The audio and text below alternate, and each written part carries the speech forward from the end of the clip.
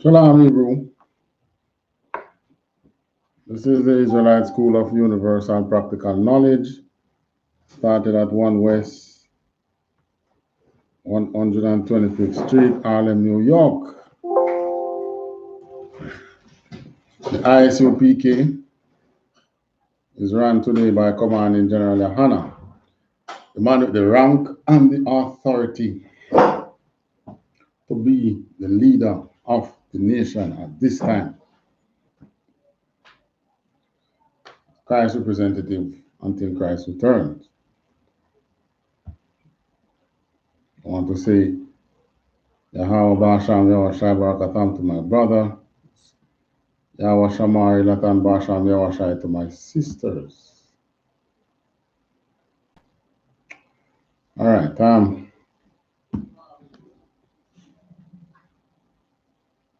topic,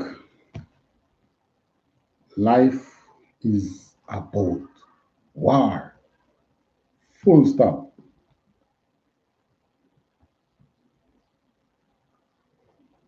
Why are we getting into that topic today?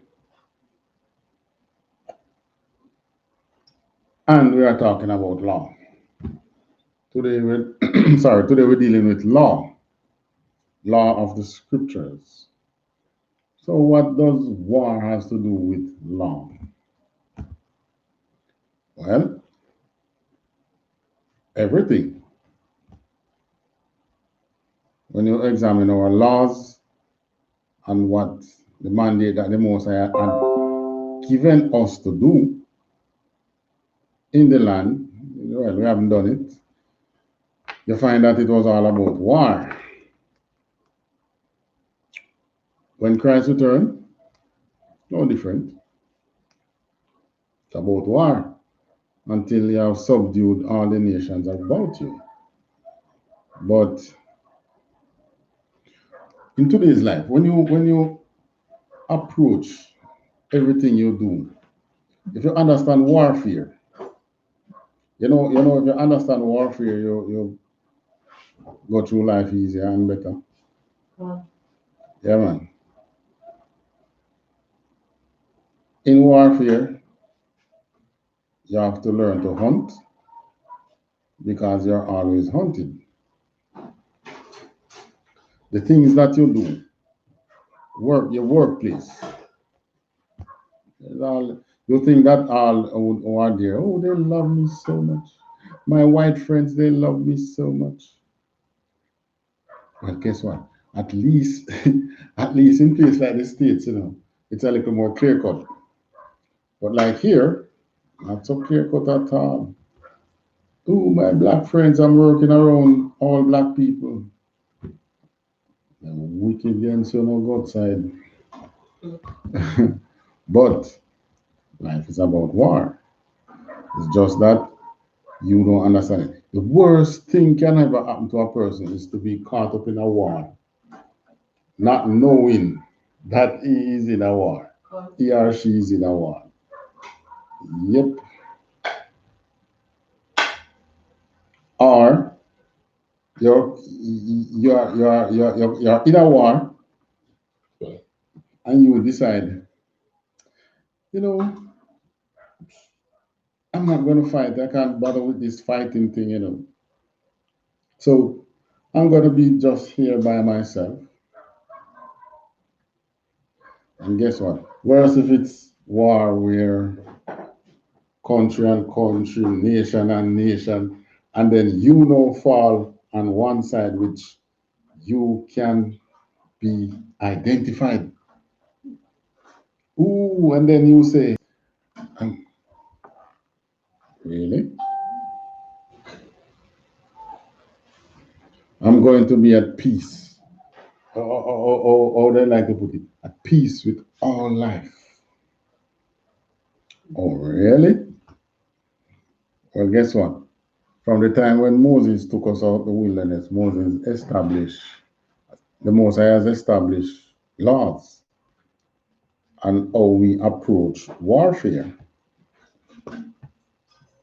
Because guess what? The Most High always send us to chastise other nations. But the thing that had reached us is that ooh, the Most High can't send you to chastise anyone when you are doing the same thing that you are going to chastise the other nations for. You get me? In other words, you can't send. You remember one time, it was PJ. PJ was prime minister, and PJ said something which um, the nation came out against him for it. You remember when he said you cannot use a corrupt police force to fight corruption? Yes. Yeah, man. And PJ understand a little about warfare because it was the same thing that reached us in the land. The Most High can't send a bag of idol worshippers to go and war idol worshippers. Yes, Israel had gone to idol worshiping.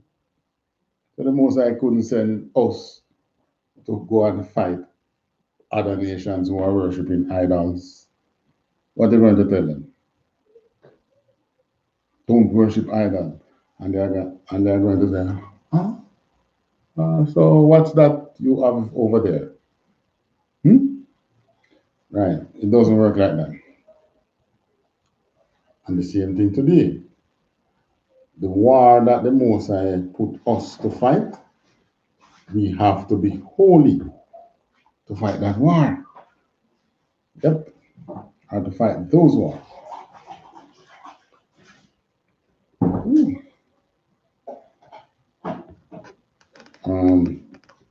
They're gonna read from me, sis.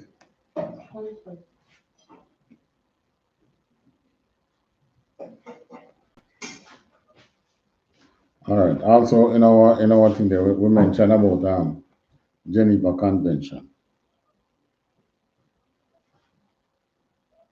You can do a little Googling for me.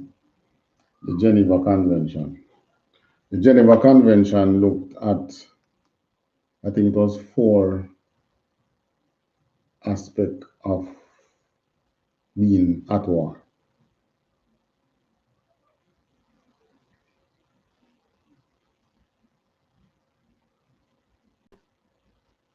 Google. GENEVA. Same way.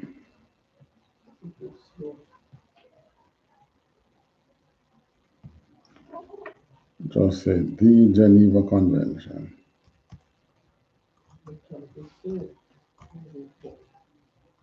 Can do it on a phone, man.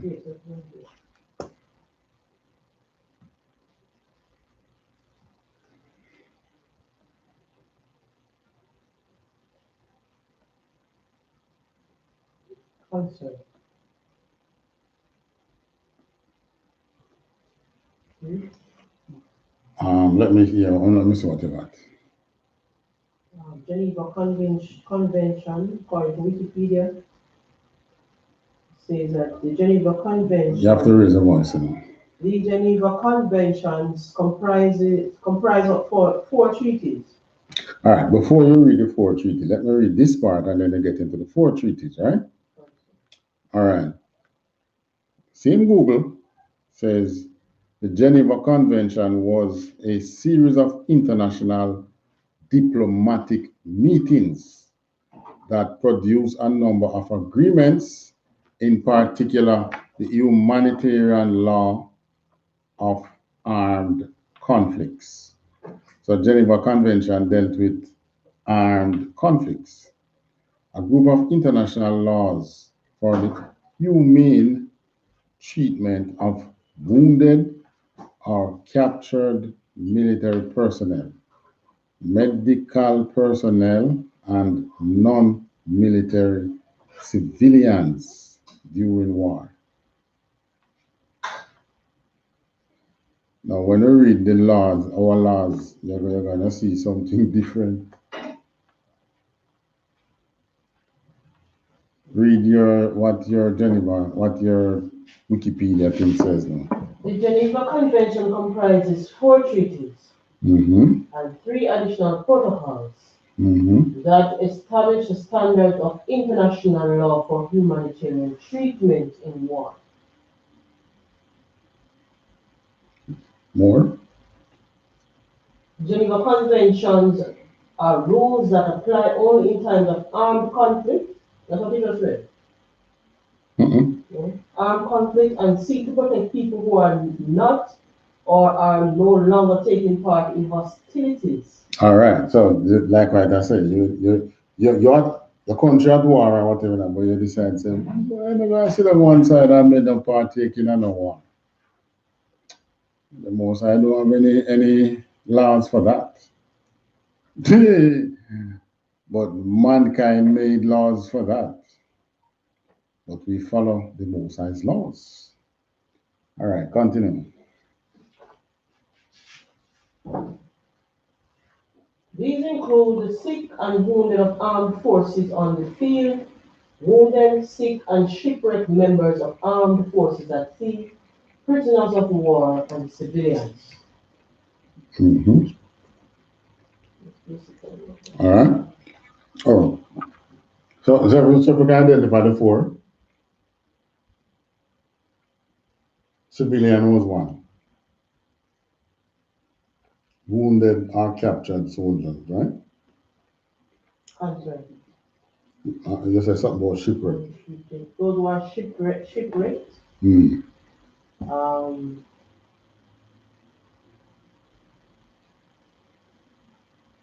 Shipwrecked members of armed forces at sea, prisoners of war, and civilians. Captured prisoners of war, that is captured military personnel. Oh, the fourth one would be medical personnel and non-medical civilian. So it's captured or wounded or captured military personnel, medical personnel and non-medical, and medical personnel, civilians, and the sea thing that I read about shipwreck or men at sea, right? And then it also have three other treaties.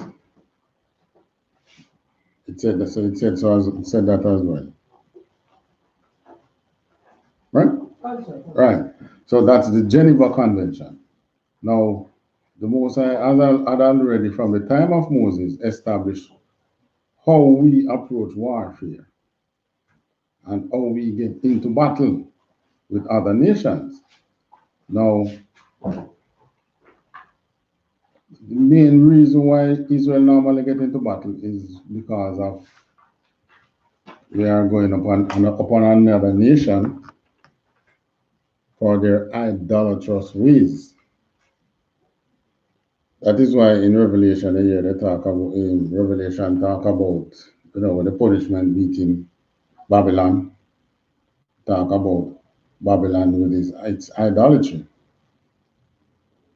Now, when you read the Bible and you hear about idolatry, the Bible gives you a more pronounced view of idolatry, right?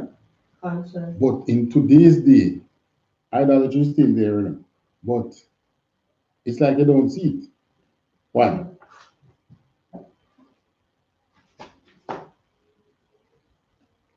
In the time when we were in the land, those people who were in idolatry didn't see it. They didn't see it as idolatry. It was we who brought it to their attention, just like Daniel. It was we who brought it to their attention that this is idolatry. Daniel in Babylon spoke to the Babylonian king about the story about Bel and the dragon. And at the same time, with the three Hebrew boys who were thrown in the fire for not bowing down to idols, they didn't see it as idolatry. Isaiah speaking to Israel about a man cut at a tree, fastened it with nails so that it doesn't fall, and then what else? Oh, it cannot go unless you carry it, and it cannot do good nor evil. So those who was going bowing down to the tree, they didn't see it as idolatry. So one of the main reasons why our people not recognizing idolatry is because we have lost the true way to worship to worship the God that created the earth. Christianity gives us idolatry and we don't even realize it. The Muslim does, Hinduism does, Buddhism does. All the religion do it. But when they come into the truth, under command generally, and you start to get those breakdowns from our generals and captains and officers, and you start to understand the Bible, then you're like, whoa, I'm surrounded by idolatry. And there's only one way you can tear down idolatry, and it's to take on a persona of a warrior. Just know that you are at war and you act as such. You be at war, right? Being at war does not mean that you're going out to kill people. That's battle. But being at war means you're fighting against something. You're at war with something. You're in a constant fight that sometimes goes to battle about something. Now, in the truth, we are constantly at war with wrestling our people out of these idolatrous ways and from these idolatrous nations. So the Most High now prepare us to be at war. Take me to Deuteronomy 20. Yeah, we're going through everything. Deuteronomy chapter 20 and verse 1. Mm-hmm. When thou goest out to battle against thine enemies. When thou was going out to? Battle against thine enemies. Right. So there is war and there is battle. And the entire thing is warfare. We have to get serious about taking on this persona of being at war. Knowing who is the enemy. That's one of the most important thing about warfare. Identifying the friend, identifying the enemy. Now, in Israel, there is no such thing as friendly fire. We don't have that. Right? So, just like at work, somebody will do something and talk about it. And I'm talking about serious, treacherous things. It was a mistake. There's no friendly fire in Israel. Right? All right, so he said, when thou goest to battle against thine enemies. So the Most High letting you know that you do have enemies. You have to be able to identify them. By the end of this class, you will be able to identify your enemies as an Israelite. Because you do have enemies. Continue. And seest horses and chariots, and a people more than thou. Be not afraid of them. All right. So he also send us out to battle against powerful, strong nations. Nations where more than us with horses and chariots. But he's telling us not to be afraid of them. Continue. For the Lord thy God is with thee, which brought thee up out of the land of Egypt. Right. So that is why I tell us, three shall, go again. One shall chase 1,000 and two put 10,000 to flight. Because we are always smaller than the nations that we go up against? Well, the portion of us that goes into battle. Because when we go into battle, it's not the entire nation. The entire nation, no, look at this now. When you go into war, you have to understand this with warfare. The entire nation is at war now. But does the entire nation go into battle? Right. You have the selected ones, the military. In today's day, we have the military.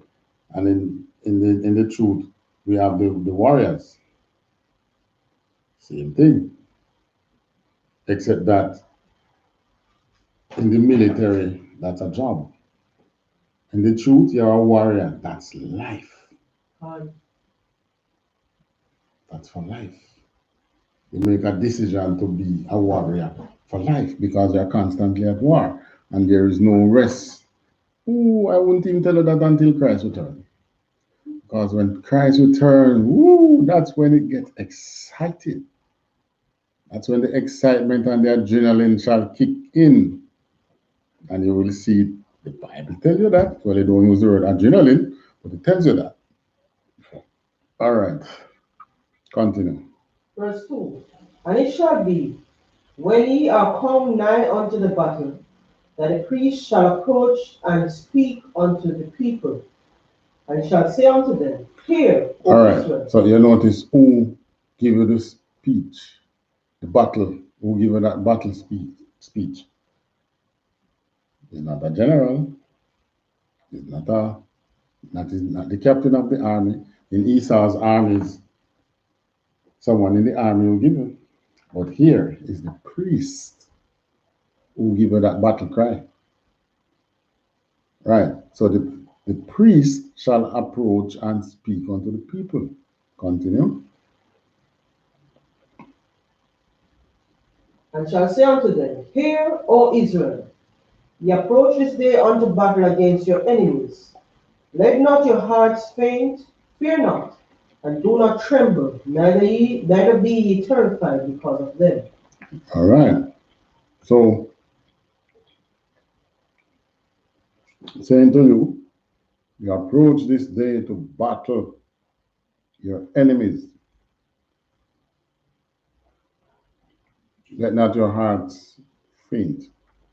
So, because the chariots and horses and whelp of people, and you say, you get downhearted. No. Let not your heart faint. Fear not, and do not tremble. Trembling, that's a physical showing of fear. And what happened? The enemies realize, they have the upper hand. Right. Neither be terrified because of them. Verse 4. Verse 4. For the Lord your God is he that goeth with you, to fight for you against your enemies, to save you. All right. So, the Lord your God, we know that is Yahweh. For Yahweh is he that goeth with you. Now, this time now, next time we're going to battle, for Christ, or Yahweh is the one, Yahweh Mashiach is the one that goeth with you to fight for you against your enemies. To do what? To save against you. Your enemies, to save you. So, you going out to battle your enemies. But why are you battling the enemies? Because at some point they are coming and going. So he's battling your enemy to save you from a future destruction of your enemies. Maybe that's why Judah is so good at basketball. You know, in the basketball, is what? The best offense, best defense is what?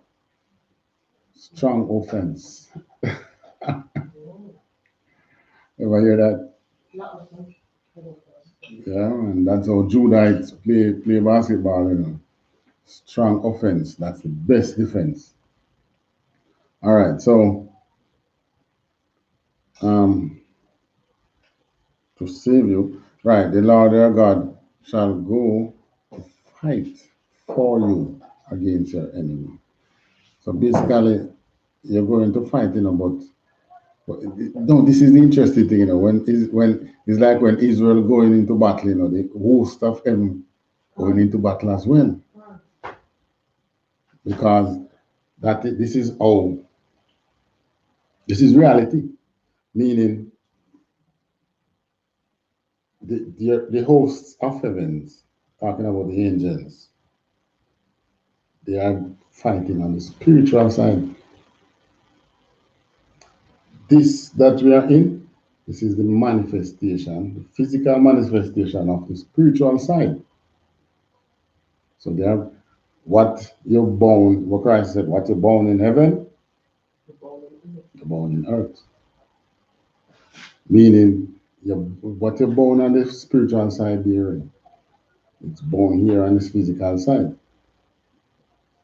So this is why the Most High can't use cowards in the battle. Because his angel is there fighting and they say, all right, they are bound already, just to go and take them in this physical side. But you can't, because you have become such a wuss. No. But anyways, read 5. Verse 5. And the officer shall speak unto the people, saying, What man is there that hath built a new house and hath not dedicated it? All right, so it's a combination of your general, so it's the officers, but they're going into battle, is the top man speak to you. That's why this priest speak first. And then the officer now doing some physical checkup. So the priest reassure you that, hey, Musa is fighting with you.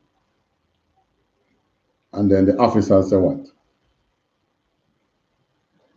And the officers shall speak unto the people, saying, What man is there that hath built a new house and hath not dedicated it?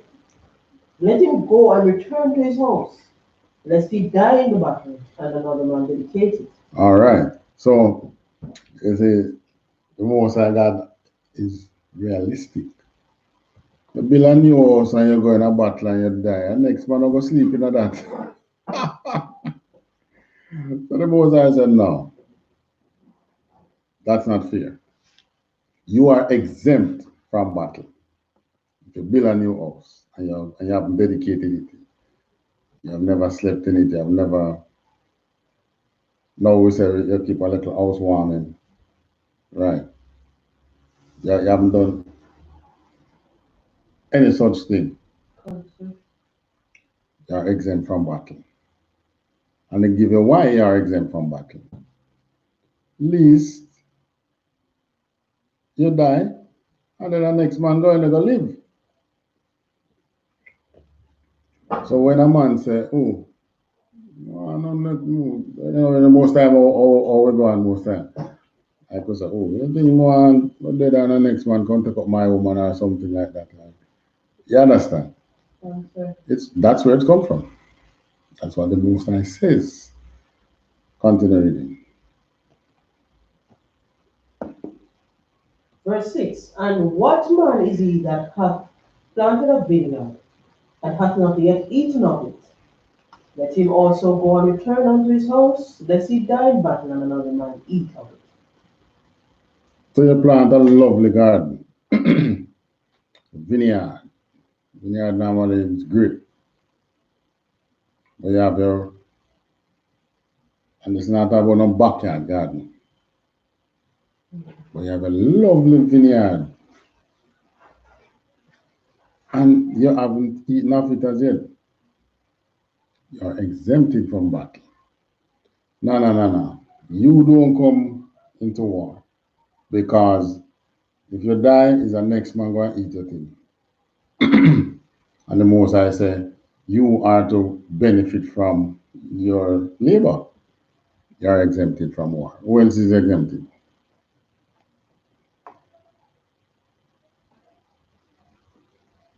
And what man is there, verse 7, and what man is there that hath betrothed a wife and hath not taken her?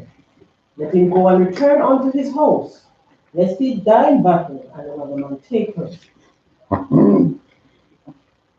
Now this one is interested. Let me back take her. Mm-hmm. So you betrothed a wife, you have to get married.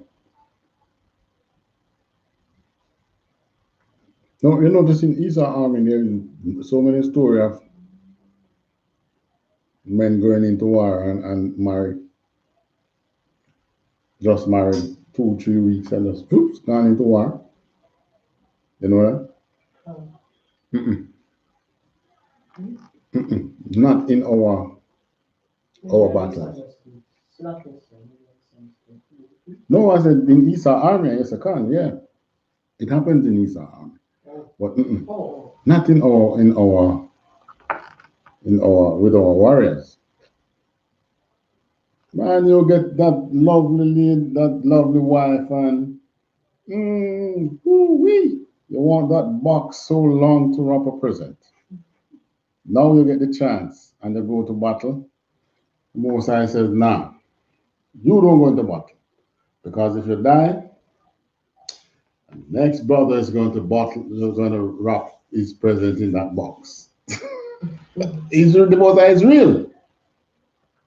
It's real. So in other words, go and enjoy your wife. You're exempted from battle. So we're laying the groundwork for war now, because we're going to get into war. When we touch the scriptures, we're going to realize that war is coming, and we have to be prepared. So if you just betroth a wife, your nation is still at war. But what? You don't go into battle. This is why in the curse, you realize the curse tells us, when the Moses is not with you, you shall plant vineyard and other nations shall come and eat it. And you shall betroth a wife and other nations shall come and sleep with her. And you shall build your house and men of other nations shall come and live in it. That's the reverse. So if that's the curse, then the Most High allows you because he's going into battle for you. You have a wife, go and enjoy it. You build a house, go and enjoy the house. You plant a vineyard, go and enjoy it. Because you're not under curse at that time. So we know that we are preparing for the blessings to come. So we know that, yeah. And it's the same thing. You're just married. They're not sending you out to camp. You just get married. Go and enjoy your wife. Because we know that you go to camp, could be that you don't come home. You might not die. You might have prison too. Could die too. Right, and our generals know that. So you just get married. Nah, you're not supposed to go to no camp. And teach class someone if you want to teach. Right?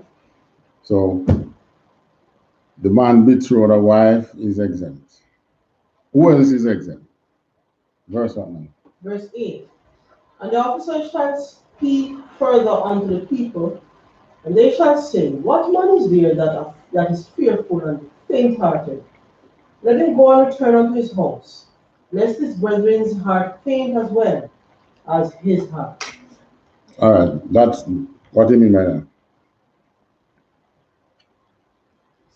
So like yes, sir. If I may, faint-hearted, he becomes weak. Weak.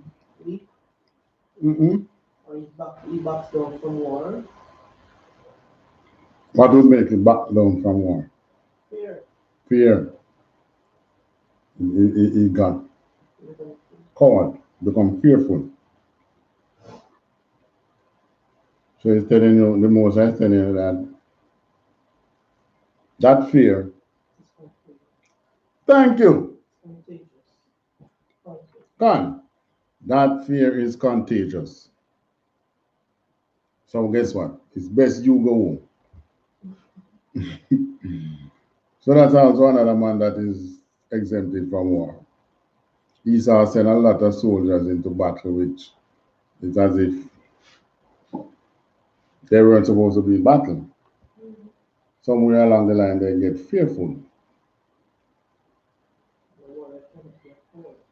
And you have to, when you're a warrior, at no point should you be fearful and become a coward. All right. So the man who becomes a coward and is not as courageous as the Kentucky 8, go home. Go on home. It's best you go home. Kentucky had battlemen with guns, and they had none. All right. I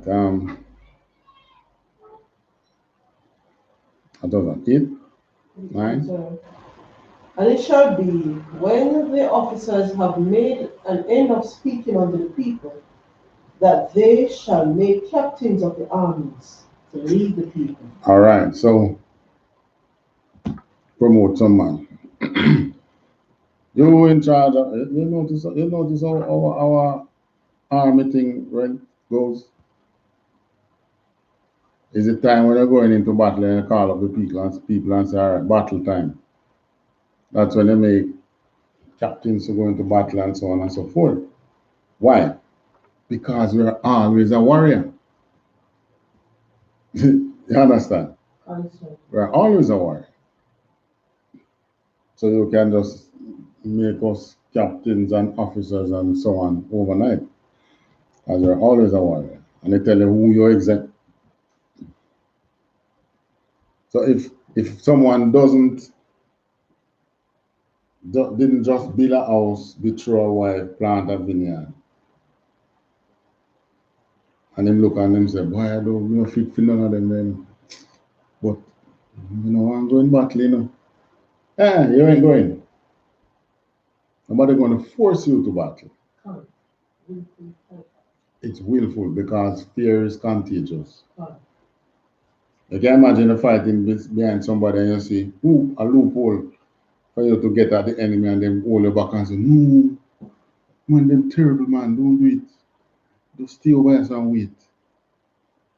That's one of the most stone-hearted thing you can do to a warrior. Hold him back. I see the go, let me go. Maybe that's the opportunity for me to get at that juggler.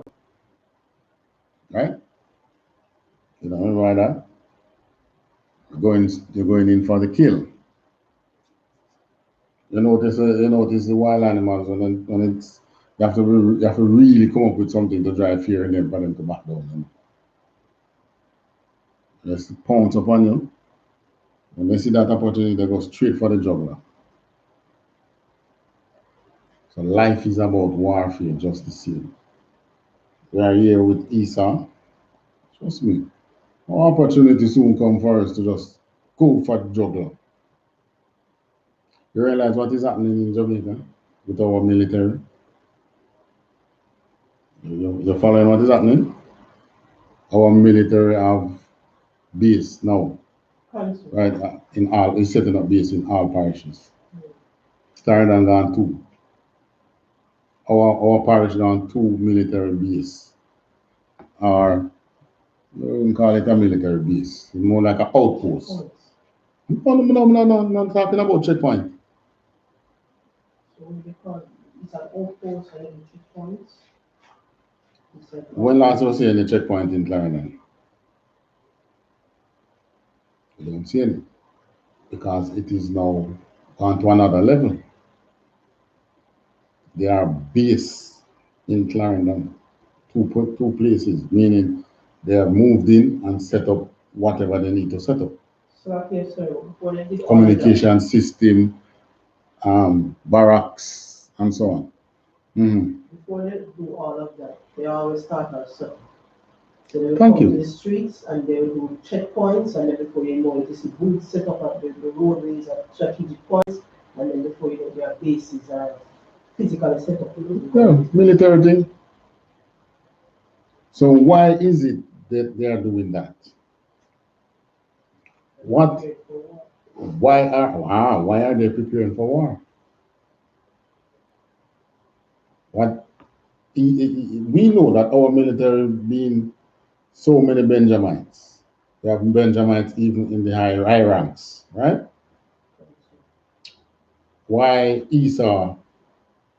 Because all this is since Pompeo came here last year, November, December, right? What are they getting us to be prepared for? Hmm? When they were preparing for COVID, you remember I was saying, hold on man, what is Mike Pompeo coming doing here? Speaking with us that kind of way. And when you look in the meeting, the head of the military, the head of the police force. So you know it's not just a government meeting. It's not just a what you will call it, economic policy also that they want to implement. Because normally you're not there, you're on the police force meeting with that level diplomat. So why? Anyway, unless the only time they're there is like when you have those diplomatic meetings, they provide security. But here they were in the meeting, and then after now we see military posts being planted across the island. They are in the process of setting it up, you know. But we, in the truth, know that war is coming. Yes. Okay, sorry. As you can recall, you know, when they stopped us around railway on the bridge, on the highway, trying to reach the bridge. And we're trying to figure out what's all of this about. What's this for? Even though you would have known already. Hold on. Stop us here. Right now, the bypass. That's prior to reaching the bridge. And you are asking them a few questions. And they said, oh, that day. That's why I said checkpoints. Right. And then I said, oh, you're free to go. And I said, can I ask what all this is about? Oh, we're just doing some checks and blah, blah, blah. And I'm like, okay. And so, you know, the law now give us arresting powers. Remember that? They said that. Under the what was in effect again? The state of emergency. State of emergency. Under the state of emergency.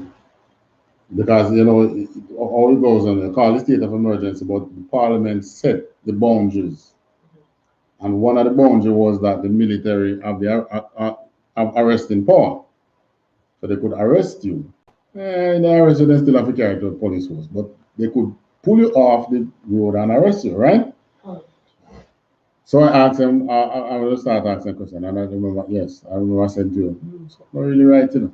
But remember, says after that, they killed the 6 guys. So they were in the place, mapping out, knowing what to do. Yeah. And then going and kill the 6 guys. And people are that one, the 3 of them innocent. It pains my heart to see how people go like that. Yeah. It is always interesting, and the more you're in the truth, the more you realize or pick up on things a little quicker than how Christianity would have nurtured you to, you know, just be passive. Exactly.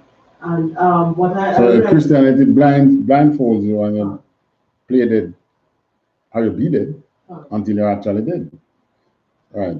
You were saying? Because what I realized is that while they're trying to achieve a bigger objective, they are always in the people's space, some form of distraction. Mhm. So while they are doing their mapping out and they're setting up and getting to the strategic point as to how to map persons or set up their bases, you Mhm. find that they are crowding the streets, they're stopping you, they're just randomly doing checks, saying that boy, they're just doing checks and XYZ. But there's always a distraction to the bigger. One night we saw, I don't know if it was you and I traveling, when we saw the huge military, there was a huge military presence right at Alcoa Gate. Can't, can't, It was you. can't. All right. And then we say, hold on, what is really happening? You know, they had the vehicle with the little satellite on it that was there, big Humvees and thing. I said, wait, no, when our military get them things here. Only to see that they now set a base down there, right down in East.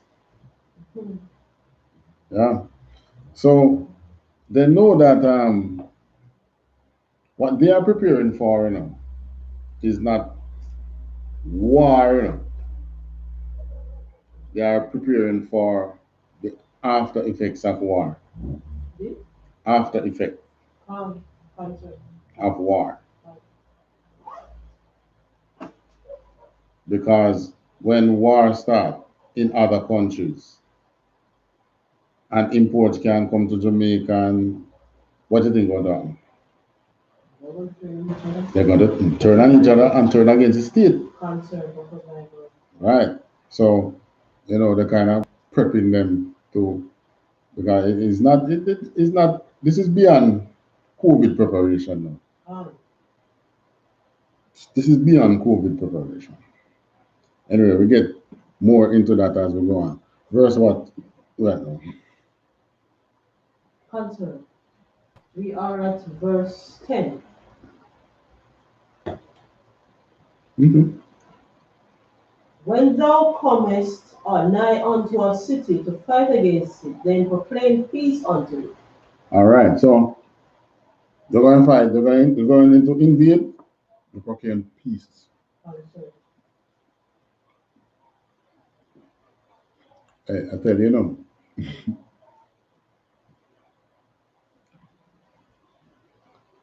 see all the things that's happening in the world. They learn some from us. Yeah, man, they learn some from us. It's just because of our sinful ways why the Most High just cast you out, and then the other nation learn the things. The Most High said we should not proclaim peace. Concern. And what they say about Esau, they say peace, peace, but war is in his heart.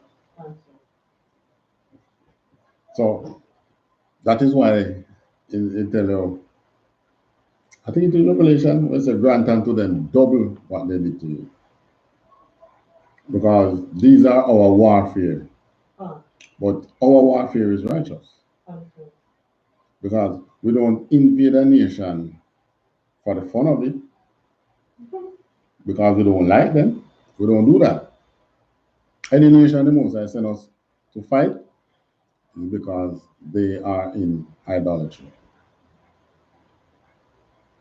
And the Most High want to get rid of it. And when Christ returned, he said he's going to famish the gods. Right. So he said, proclaim peace unto them. Continue. Verse 11. And it shall be, if it make thee answer of peace and open unto thee, then it shall be that all the people that is found therein shall be tributaries unto thee. Do you remember the meaning of that word? Tributaries? Mm-hmm. And it was streams running into make up people. Tributaries, yeah. These small streams. Look for the meaning of that. Well, I think it was in the English language. Look what tributary means. This is talking about people, not water. I know. All right.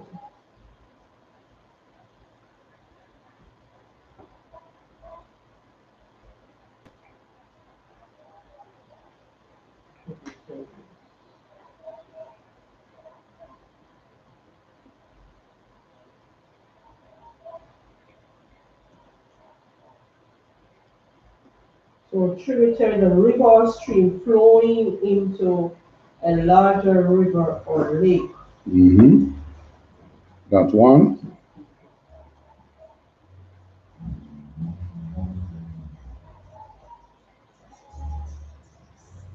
There's another meaning. Yep, of people. Alright, a person or state that pays tribute to another state or river. Thank you. Read it. A person, so one speaks about a river and two says historical, where a person or state pays tribute to another state or ruler.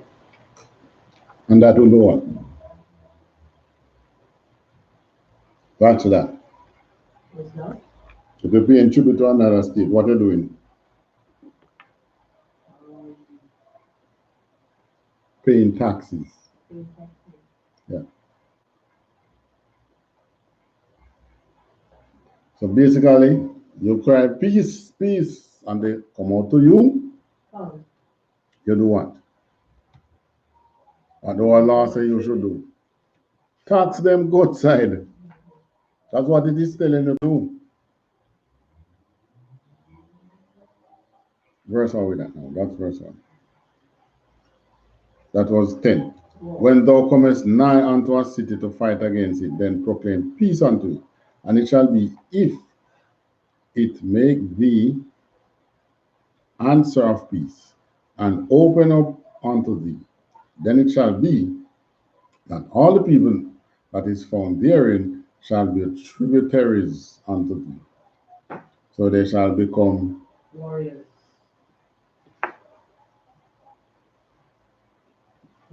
Taxpayers. Become taxpayers unto you. You know, you're not following. They become taxpayers unto you. Remember what Christ said to Peter? When Peter said, Christ, should we be paying taxes to these people? And Christ's answer was, no, but what he said before that. So yesterday asking whose teacher, whose head. No. Who does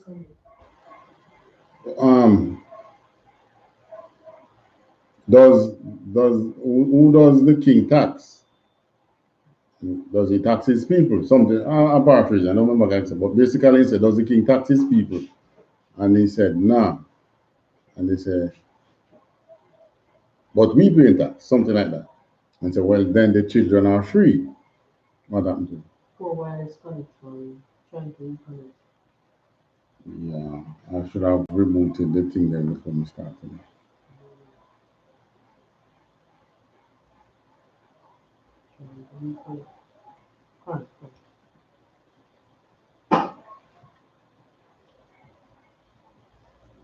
So it tells you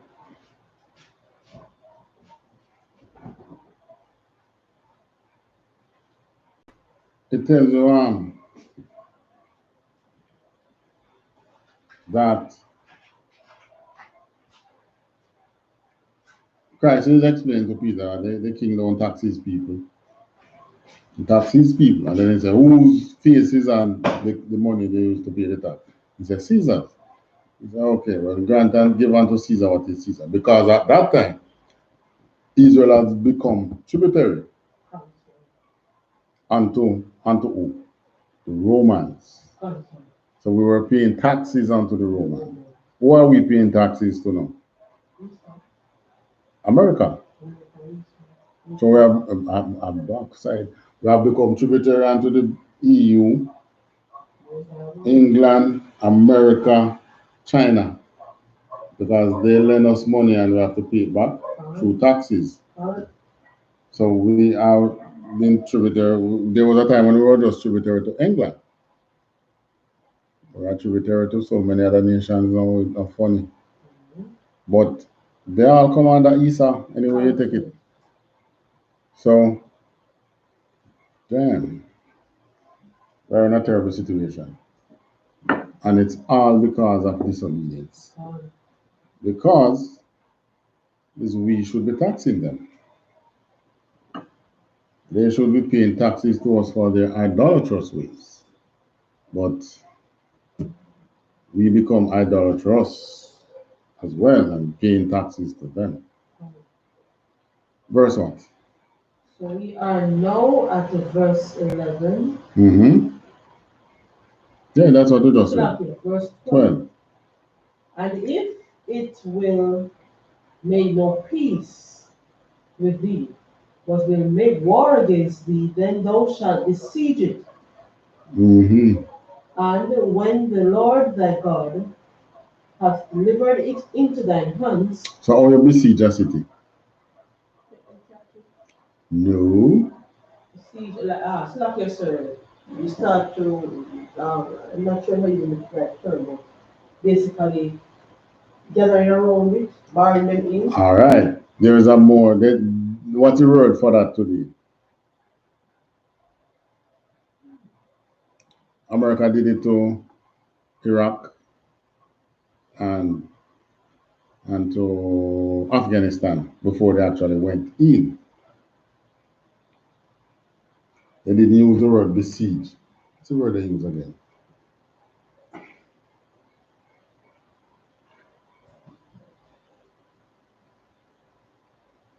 Can Google what does besiege mean. There's a more diplomatic term they use today to say that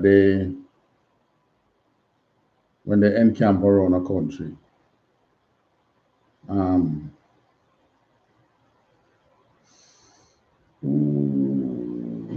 So besiege is to surround armed forces in order to capture. Synonym. Look for a synonym.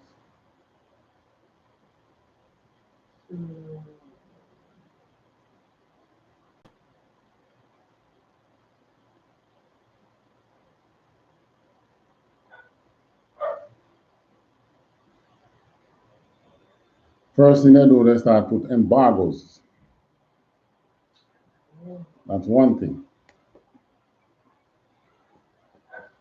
Sanctions. Thank you.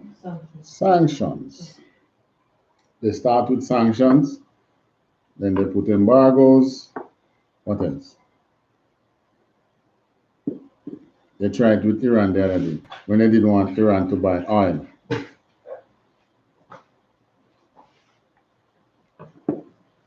Can you imagine you have oil field in your country and they're going to tell you you can't use it and you can't buy oil. A little more warmth in it. So they put embargoes and they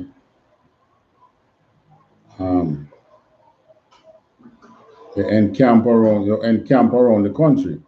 That is when you besiege it. And then, verse 12, 13 now. And when the Lord thy God hath delivered it into thine hand, thou shalt smite. Come back and read this one. So that the Most High God of Israel don't play.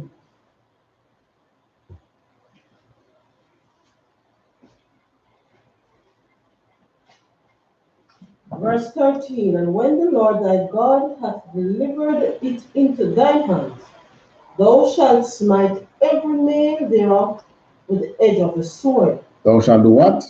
Smite every male thereof with the edge of the sword. And smite there means what? Kill. Okay, it don't mean smack. Don't go and give them no smack. There's no gay thing. I go on you should have opened the gate. You, what do you think you're doing? Nah, you. Well, this word today is what?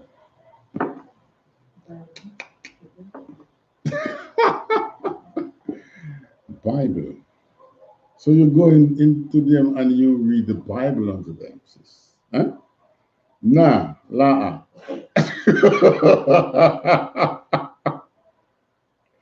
No, you know.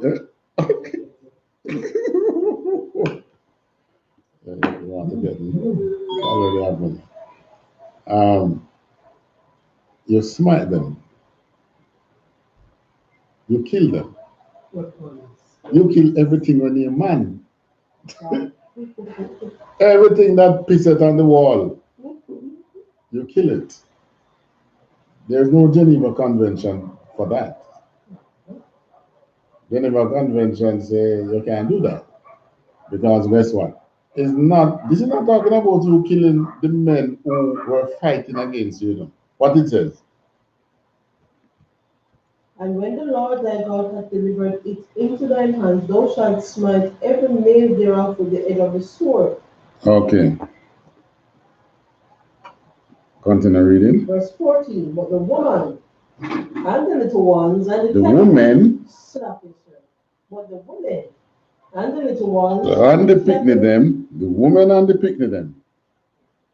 All right. and the cattle and all that is in the city, even all the spoil thereof, shalt thou take unto thyself, and thou shalt eat the spoil of thine enemies, which the Lord thy God hath given thee. Right.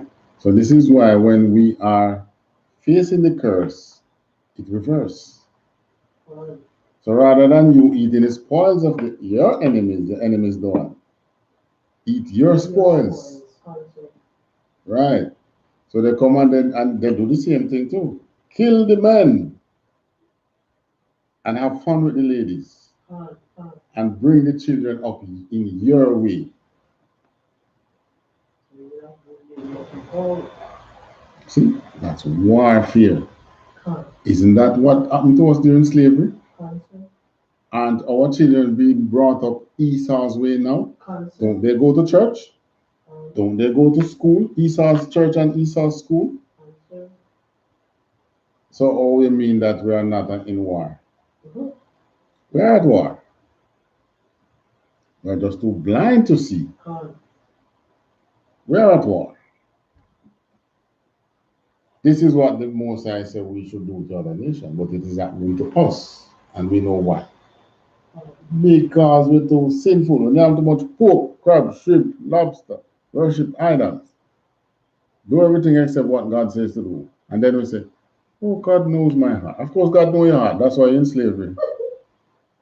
That's why you're in a life of servitude. That is why you are you have grown up in the ways of the enemy. God knows your heart and know what you are made of. It's only we in the truth should be saying God knows our heart. Because He has been making strides to deliver us. And just like it says, the Holy Spirit shall teach us all things, and we have a good volume here, you know. Shall teach us all things and bring all things back to remembrance. It's coming, baby. It's coming. All right. 15 now. Verse 15. Thou shalt do unto all the cities which are very far from thee. All right. So this is when we go out to our nation. But those that are continue reading. Which are not of the cities of these nations. All right, so cities that are not of the cities that were round about us at Jerusalem, but of the cities of these. Verse already. Verse 15. All right, 16 now. But of the cities of these people, which the Lord thy God doth give doth give thee for an inheritance, thou shalt save alive nothing that breatheth. Nothing will draw birth, you know, see, not even the cattle. But watch this now. For the most I tell you, say, the woman, what do you think we're taking the woman to do? Okay. Well, they are slaves.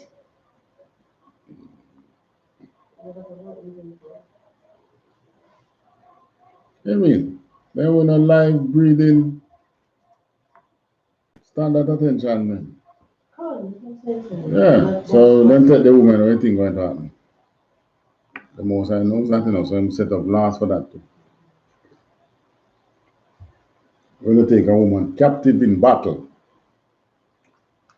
I've laws for that.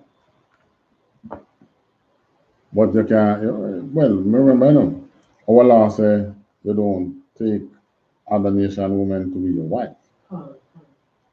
Mm. So, I mean, you have to be careful. You have to take, you overthrow a nation, take their woman, impregnate their woman. You're bringing in some bastards. Would be that you take them from maids or slaves? It's generally for maid and slave. Yes, to be your servants. Maybe you can make them stir around.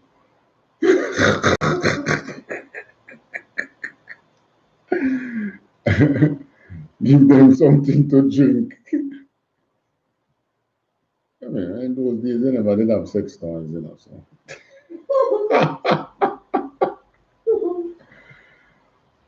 But on a serious note, though, that it wasn't for that. It wasn't for sexual pleasures, really.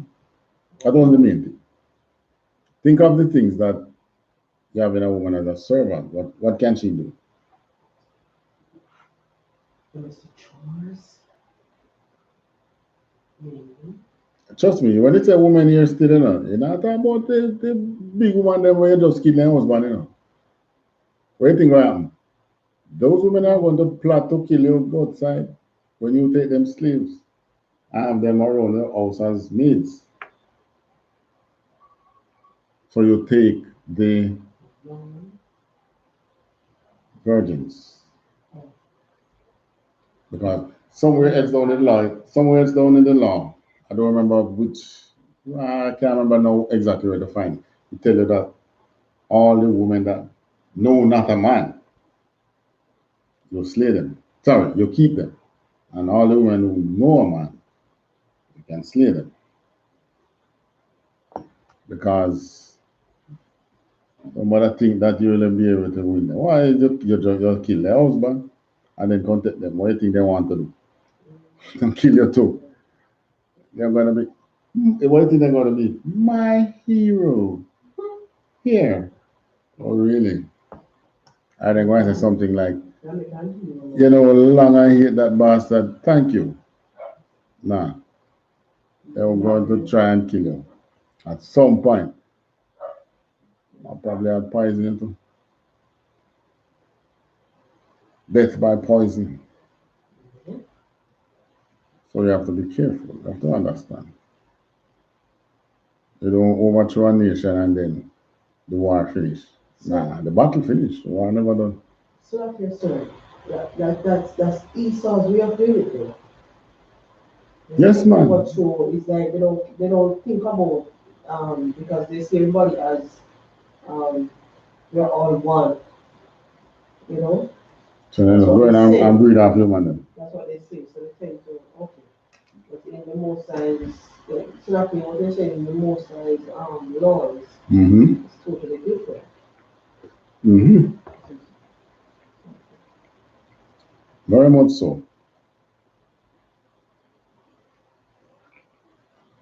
The Geneva Convention can deal with this.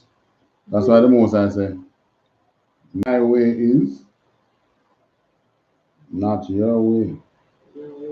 And your way is not my way. Verse what now? We are now at verse 17. Continue.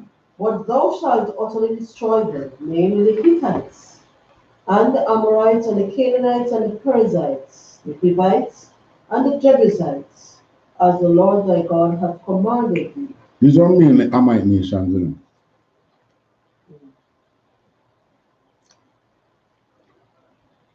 Yeah. And we know that we didn't utterly destroy all of them because we start to go and join with them and learn their ways and worship their God. And because of that, the Most High said, "Oh, really? I'm not going to be to bother drive away these nations unto you. They're going to be a snare because I'd warn you." And they did come a snare.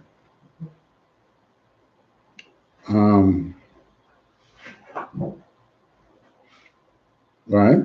18. Verse 18, that they teach you not to do after all their abominations, which they have done unto their gods. So should ye sin against the Lord your God.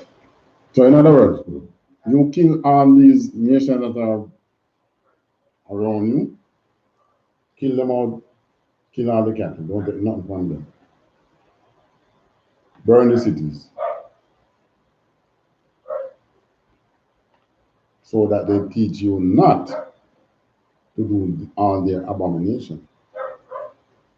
I think we know what happened. Huh? That we start going to the high places and all them things. So they have become a snare unto us. 19, finish 18. Verse 19, when thou shalt besiege a city a long time, in making war against it to take it, thou shalt not destroy the trees thereof by forcing an axe against them, for thou mayest eat of them, and thou shalt not cut them down. All right, so see, it's telling us to be how to behave in a siege. Not a siege on us, but we siege in another nation.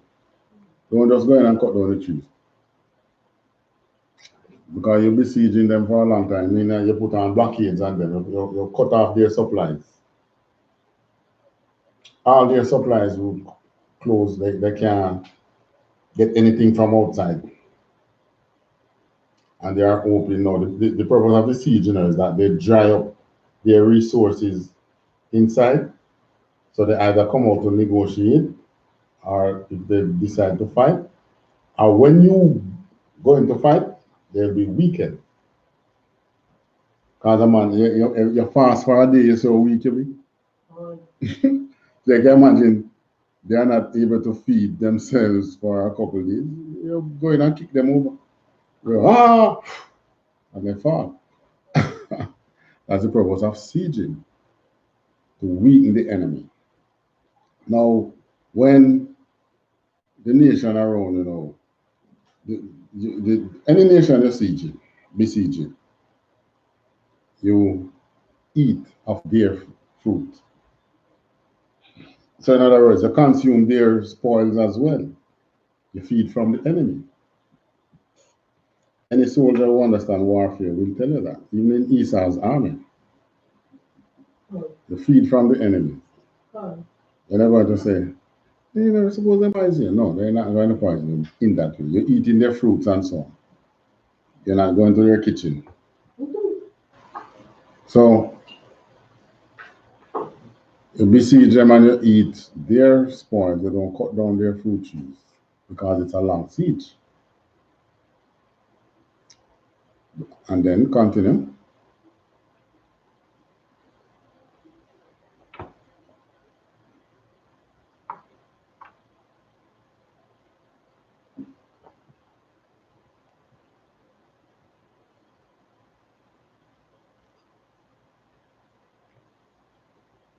Continue.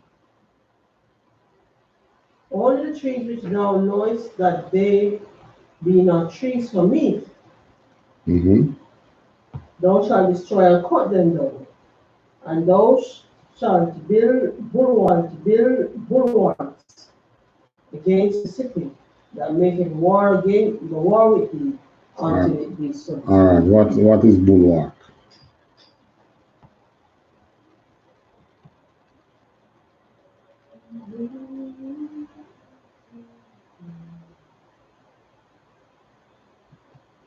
What's bulwark? Bulwark, a solid wall-like structure raised for defense, rampart, All right, so it's some. It's come again. It's one. A wall of earth material or other material built for defense. A rampart, any protection against external danger, All right, influence, so or annoyance. when you besiege a country, you encamp around it, but you have to protect your camp. So don't just cut down the tree for no reason.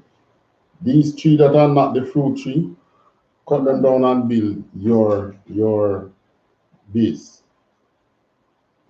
Cut down their tree, build your base. Eat their fruit. So you are consuming their things so that you can weaken them to go in on them. Warfare. Hmm. Where are we now? You're finished with that chapter, sir. Okay. Until it be subdued. Right. So you drain their resources as much as you can while you save your resource. All right. Now you know we can talk about warfare and we don't talk about the good old Obadiah. The good old book of Obadiah.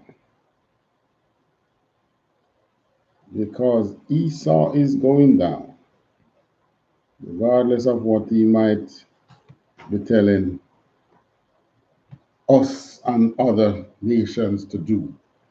They can't stop this one. That's funny.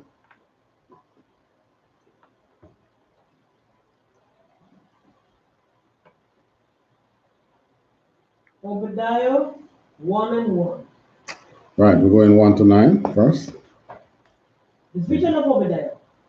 Thus said the Lord God concerning Edom. Who is Edom? Edom is what?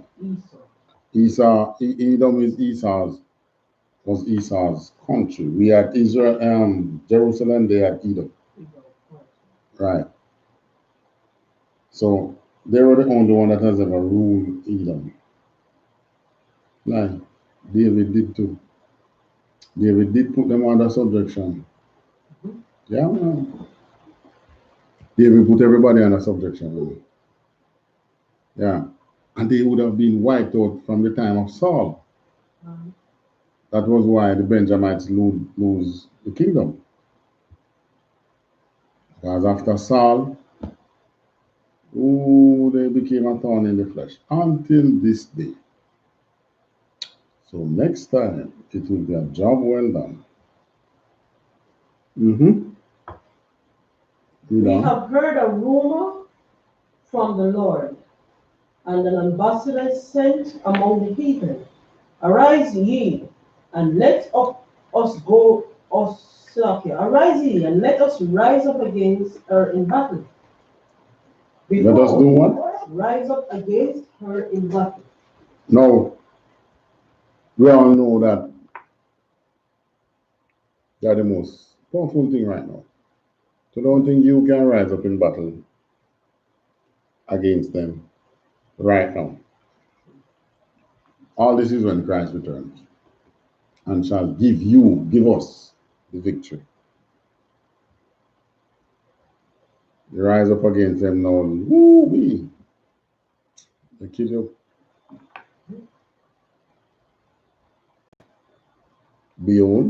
Behold, I have made thee small among the heathen. Thou art greatly despised. And what are they now? They are huge again among the heathen. So you know it's not right now. That time is coming.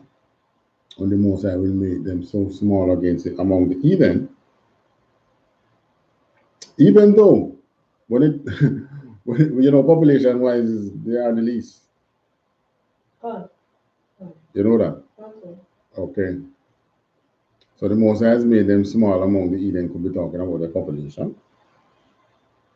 Thou art greatly despised. Verse 3, the pride of thine heart hath deceived thee. All right. So this is how you know that it's not talking only about the population, but talking about a time to come. Because the pride of their heart has not deceived them yet. It's getting there. Like Donald Trump telling them, we don't have no more shutdown. How will that? Thou that dwellest in the clefts of the rock, whose Mm-hmm. habitation is high, that saith in his heart, No, who shall bring me down? they have America. America is full of skyscrapers. The habitation is high. These concrete and steel structure built just like the cliff of a rock, Mm. like caves. You understand? We open the sky. Mm. Continue.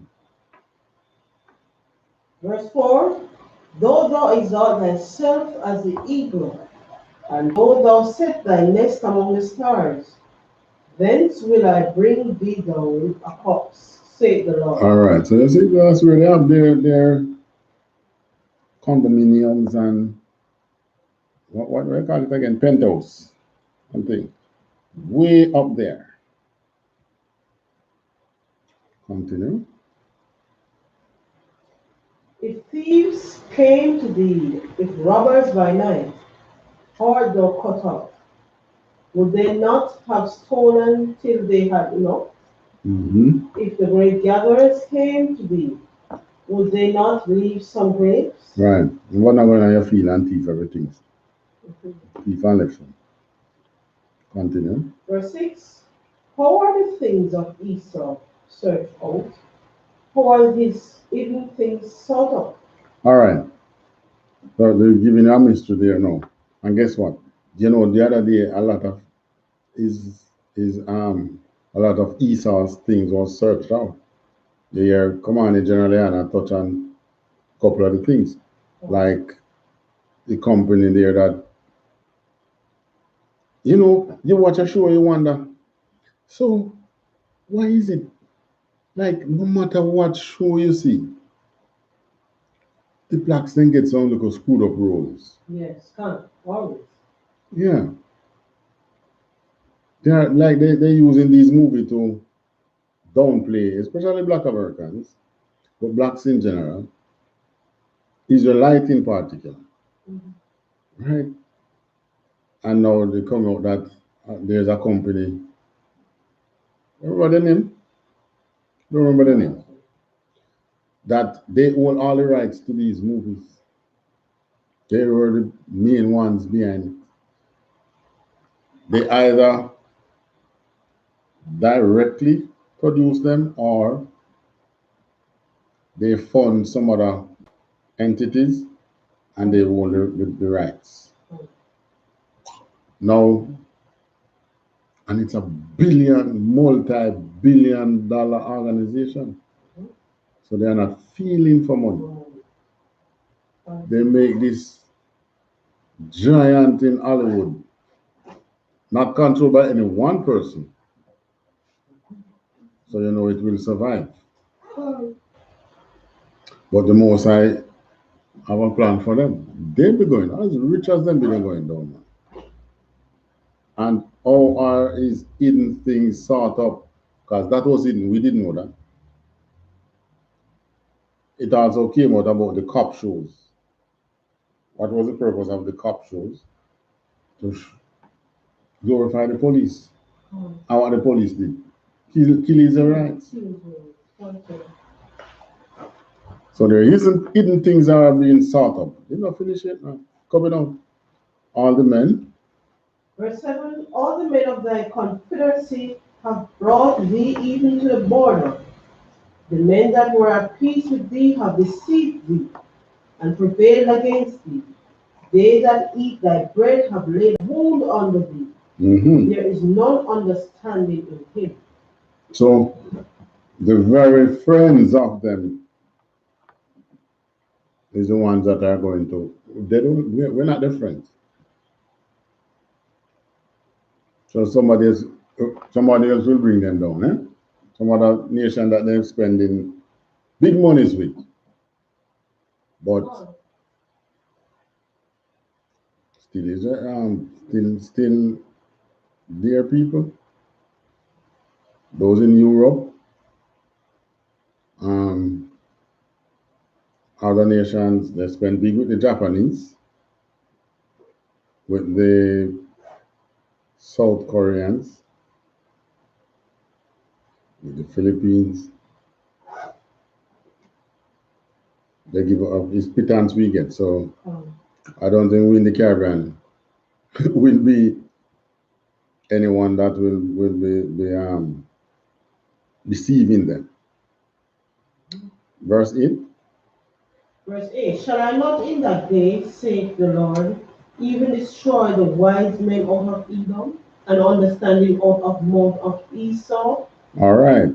And you see what is happening with Esau and the coronavirus. See? You see what is happening.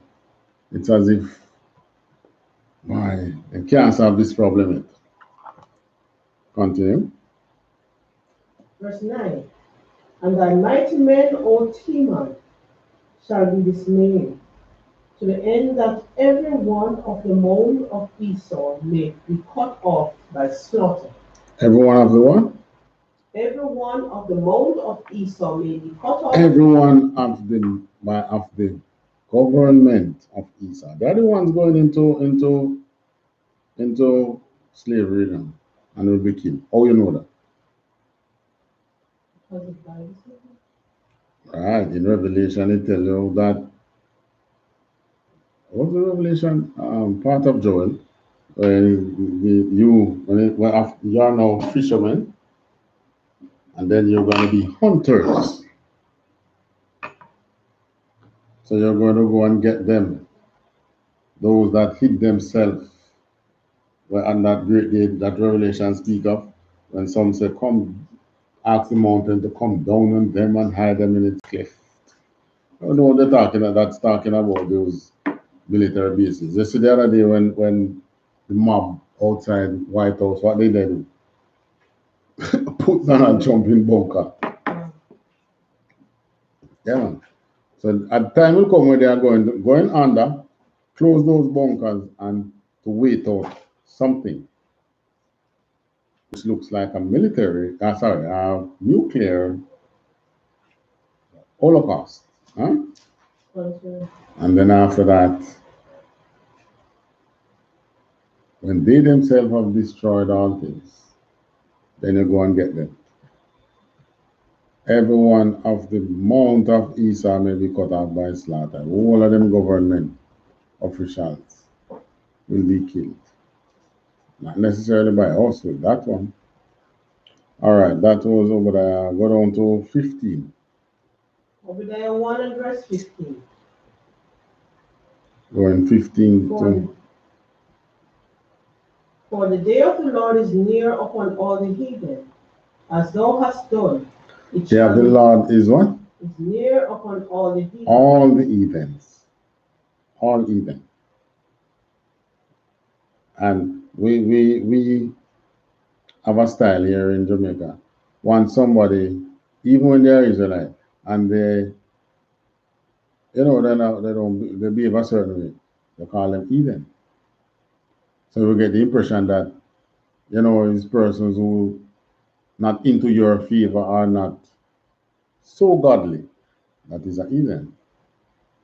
But once they are Israelite, they are Israelite. But yes, many Israelites behave like heathens. But here, this is talking about the other nations. Not the Israelite that behave like heathen. Continue. As thou hast done, it shall be done unto thee. Repeat. That as thou hast done, it shall be done unto thee. Repeat. As thou hast done, it shall be done unto thee. Thank you. This is telling the heathen, same thing you do to Israel, coming back at you. Right back at you. Continue. Thy reward shall return upon thine own head. Mm-hmm. So, in other words, they have no one to blame but themselves. No one to blame but themselves.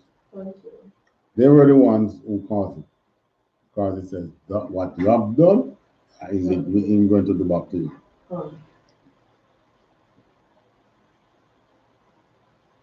Continue. 16. Verse 16. For as ye have drunk upon my holy mountain, Right. Drink upon Jerusalem's government. Who destroyed Jerusalem? Who destroyed Jerusalem? Wasn't it Rome? Wasn't it Esau? counsel. Okay. So So shall all the heathen drink continually. Yea, they shall drink, and they shall swallow them, and they shall be as tough, those Salakia, they shall be as though they had not not been. be. So they shall drink them what? When we start repay them, it shall be as if they weren't up there. Come. It shall be as if they had not been. Meaning, they are going to get so low that you're going to say, those of us who can remember, study some archaeology or something, so say, no. Just like how they study archaeology and see that we once ruled the world. They'll be able to study and say, hold on. Our descendants will be able to study and say, hold on. But these heathens, these people, they once ruled the world. So they shall drink and they shall swallow down. We shall feed them with the punishments from God. Remove their idols. Continue. Verse 17, but upon Mount Zion shall be deliverance, and there shall be holiness, and the house of Jacob shall possess their possessions. Thank Verse you. 18, and the house of Jacob shall be a fire, and the house of Joseph a flame, and the house of Esau for a stubble, and they shall kindle in them and devour them. And there shall not be any remaining of the house of Esau, for the Lord hath spoken it. Look at all Esau descendants now. Most I tell you that none of them that were to remain, none shall live. You can imagine they are the ones in power now and you in their country and you have to be telling them this. So you see why you have to be a warrior to speak this word? A faint-hearted person, compromising person can't do this. That's why it's not given unto the Christians. They seek compromise. We don't. Most High God of Israel don't compromise with no man. What? Is he make you? Take me down to good old Joel. Let me see now. Joel.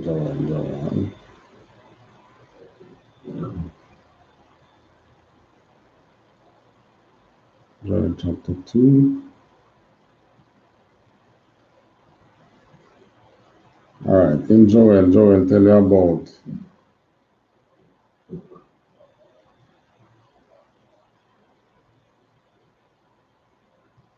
so we get, by Joel time now we're in battle. Continue. Joel chapter. So in Deuteronomy, we select the army, tell you who going to battle, who does not. By Obadiah now we start to fight. But here now Joel telling you now, woo-wee, revenge is here. Continue. Blow ye the trumpet. Joel chapter 2, verse 1. Yeah, to 11. Blow ye the trumpet in Zion, and sound an alarm in my holy mountain.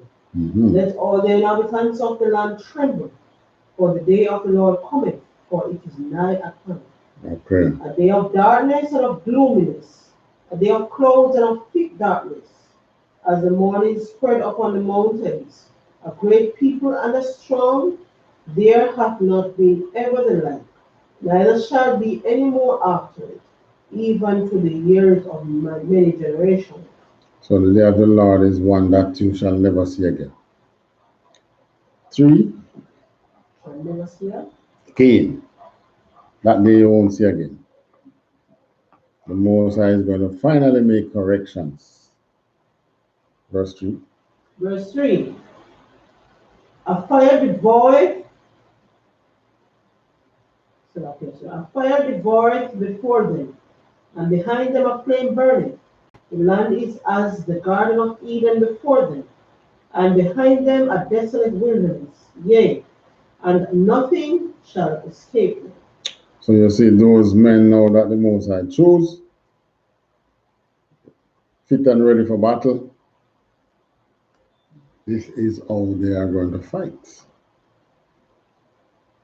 When they pass desolation, wilderness, behind them is what? Flame burning. When we pass through and we go through, we're not taking anything from some of these nations. Utter destruction. Continue.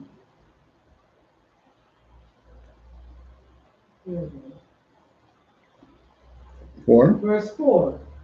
The appearance of them is as the appearance of horses, and as horsemen, so shall they run. All right.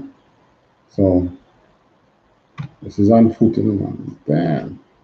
Gonna be so badass. Super across the country on foot and burn everything. Continue. 5. Verse 5.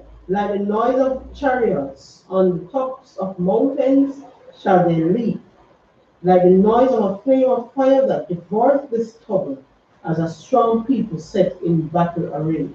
All right. So Christ will be leading this now. Ready to fight. Battle array, dress for war.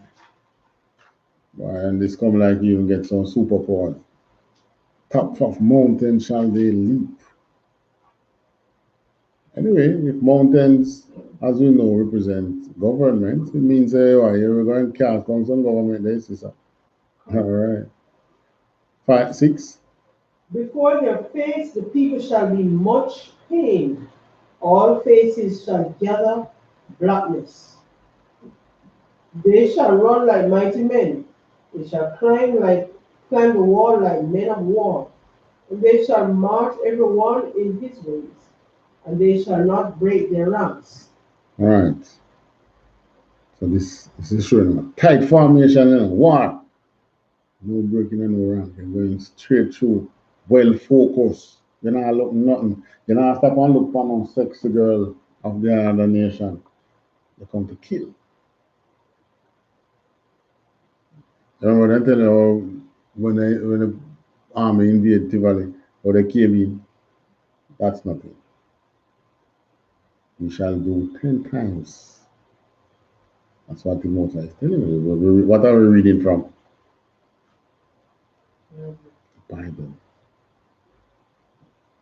So the pains that we are going through, the Most High knows, yeah, punish you, yeah, but it will soon be over. Just keep those laws so that it can be over. Continue reading. Verse 8. Neither shall one thrust another. So no friendly fire. That's what it is talking about. They were them say like Esau is famous for this.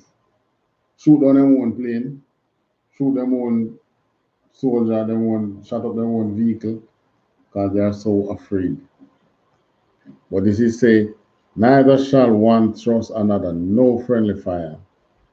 They shall walk every one in his path. And when they fall upon the sword, they shall not be wounded. So you're gonna get shot, not do you. They might then say, come like you get some. But then again, remember, if I still a little bit change in the twinkling of an eye. What does that mean? The Christian churches are associated with rapture, and rapture, what they call rapture. Yeah, but it's a change. That is more in the New Testament. So when you change and the Most High carry you, get Christ carry you and prepare you. You're some Hebrew academy training, take you to that other level. A level so to give you this preparation so intense that you have to give you special powers, meaning special strength. And then again, we do need it. Our people are as set of sick bastards. Sick in the head, sick in the body. You know that? Yeah, man. You're full of arthritis and diabetes and high blood pressure, all the things that we shouldn't have had, eh? But these don't look like anybody with arthritis and diabetes and high blood pressure and cancer and all kind of things. Hence, you need to be changed. Continue. They shall run, verse 9, they shall run to and fro in the city. They shall run upon the wall. They shall climb up upon the houses. They shall enter in at the windows like a thief. All right. So, yeah, long time I'm think take off it. So, yeah, we're coming for him. We're coming in on you. Not to steal your stuff, to kill you and burn up everything in your city. But of course, you know that these are the nations who decide to not bow their heads to Christ and to remain with their idols. This is what will take them. Continue. Verse 10, the earth shall quake before them, the heavens shall tremble, the sun and the moon shall be dark, and the stars shall withdraw their shine. Verse 11, and the Lord shall utter his voice before his army, for his camp is very great. All right, so the Lord shall what? Utter his voice. All right. Before his army. Now you know who that is. Who is the Lord uttering the voice? Who is that? Christ. That's Christ uttering before giving what? Commands. Yeah. That time Christ will be leading. Remember in Revelation they say, these are those who follow the Lamb wherever it goes. Yes. So these same warriors shall be Christ's protections. Follow him wherever he goes. And Christ going into a city, we are there 3, 4, 5 days before him, scouting out every inch of that city to see what is there before he arrives there. And the same thing that we do for our present day generals. Training so intense that you are able to do all these things. Continue. For he is strong that executeth his word. For the day of the Lord is great and very terrible. And who can stand to stop it? And who can abide it? Right. No one. All right, go to 3.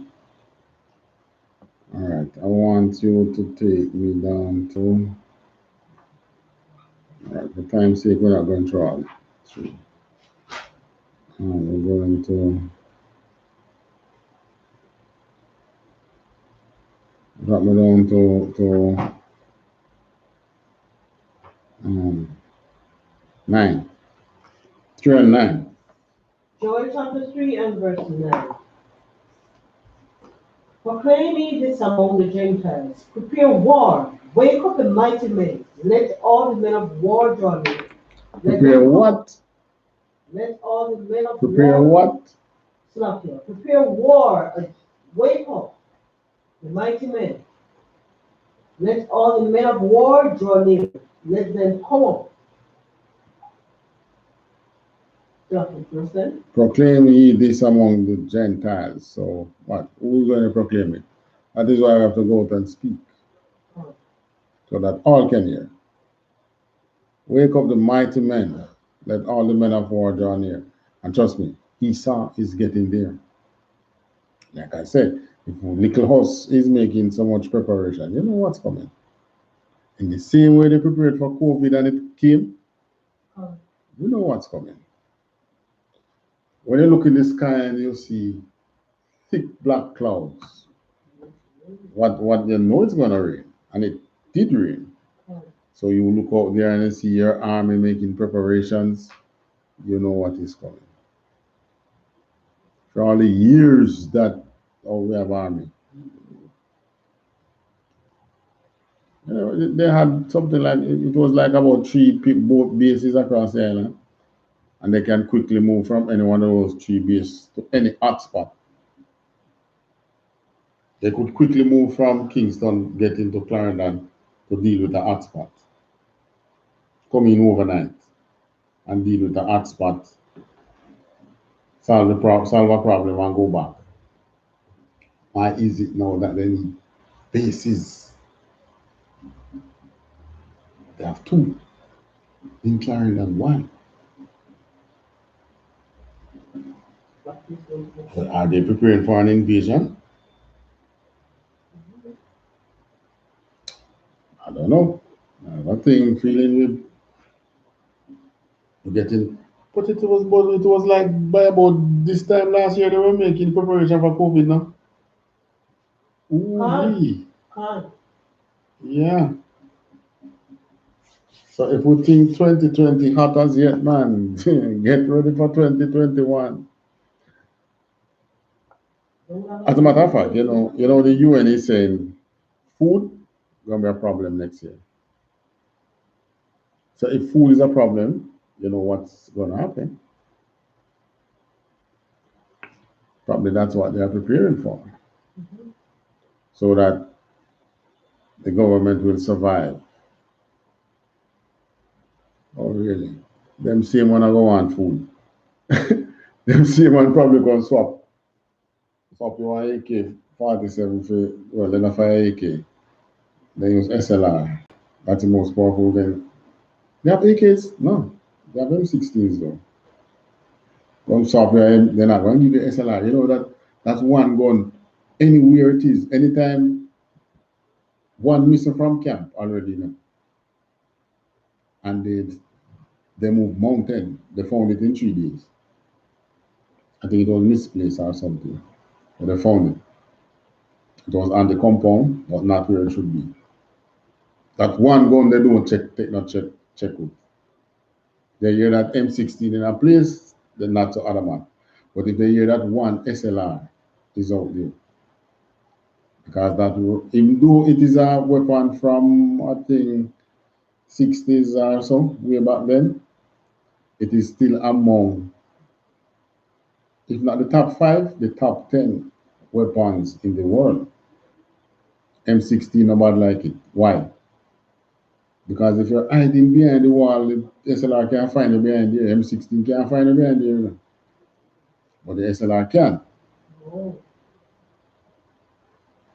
So they don't allow, this is one gun they never hear say, they never hear that the bad men have. They hear that they have AKs and you hear that they have M16s. You never hear that any gang out here have SLR. True or false?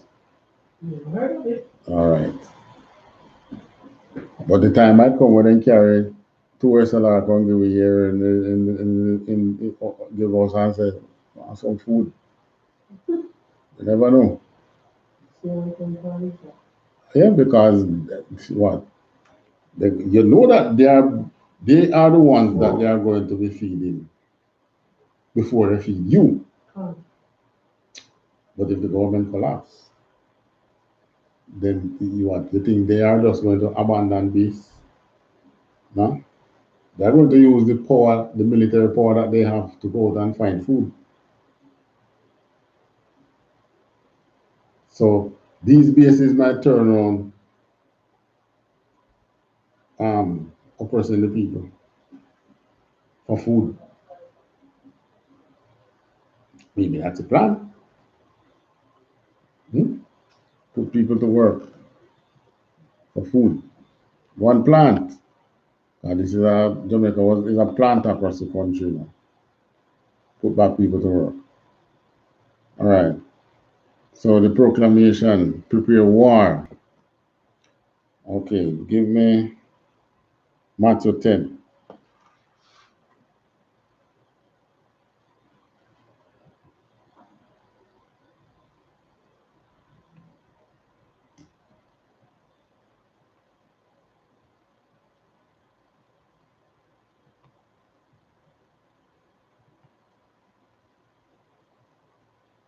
34 to 39.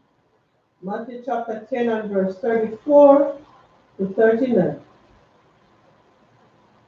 All right, so the Most High now brings have in store wars, not war and wars for the Eden. But guess what?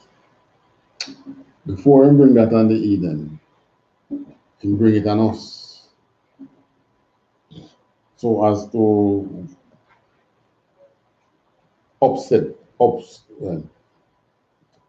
Israel, get out the body, and so on. Let's read that. 34. Country. Matthew chapter 10 and verse 34. Think not that I am come to send peace on earth. I am All right. not. Don't think that I have come to send peace. Continue. I came not to send peace, but a sword. He came not to send peace, but Sword. all right, and the sword is a gun today. So he came not to send peace, but a gun. And trust me, isn't the gun wreaking havoc among us, our people? All right, 35. For I am come to set a man at variance against his father, and the daughter against her mother, and the daughter-in-law against her mother-in-law. Ooh, the one that, so really? Daughter-in-law against the mother. And son against his father. Many black men and them father can agree. Many of our women and their mothers can agree. Not to mention the mother-in-law thing. 36. And the man's foe shall be they of his own household. So guess what? We can't get to, that is why we cannot get to unite. Yeah, I say black man can't unite and do nothing. Jesus Christ, set it. Your foe, your one foe, is not out there now. They're in your house. So all those who decide not to come with the truth, this is what is going to reach them. This is what is reaching them. Coming to the truth. Yeah, so easy the most I see from many of the brothers and sisters from their family once they come with the truth. Yes. Because what? Once you find the truth, your own parents don't like you. Why? Because you're not into them idolatry. Continue.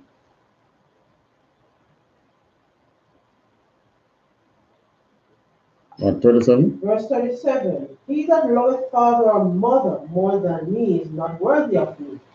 See? Because when they come in the truth, you have one father and mother turn against you. But if you leave the truth because you want to set them at peace, you're not worthy of Christ. What I think you can do that and come in the kingdom. Can't work. Continue. And he that loveth son or daughter more than me is not worthy of me. Okay. Verse 38. That's a very pick-me. 38. Verse 38. And he that taketh not his cross and followeth after me is not worthy of me. Right.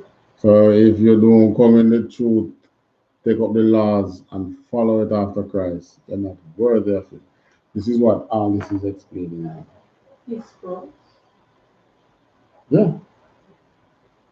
Your cross. What would that would be? He that taketh not his cross. Cross is what? The cross symbolizes. All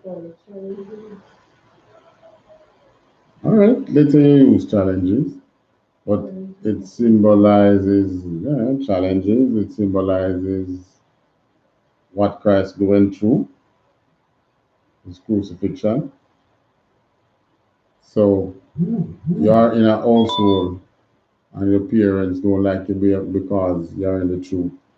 And you depend on them. That's your cross now. Because you now face what? You now face what? In homeless. Because they're going to run you out. That's your cross. That's your cross. That's not everybody in the true cross, sir. That is your cross. The man who have his wife. The wife said, I hear me, I get too masculine, amongst them man, you know, you go on like say, the nice times me and you used to have when you start growing them money and them, you go on like say, you know, you're tougher. There's one of your cousins used to use. You go on like you're tougher gang. And then in order to appease her, what do? Stop going camp and you appease her. You did not take up your cross. Taking up your cross is staying in the truth and show your stance for the truth. Then you become worthy of Christ. Yes, question? Yeah, question only. But could that taking up a cross also mean embracing your struggle, regardless of what it is, and standing for Christ? What do you mean embrace? Embrace your struggles? Mm-hmm. That's what I mean? Mm-hmm. And where you're going through.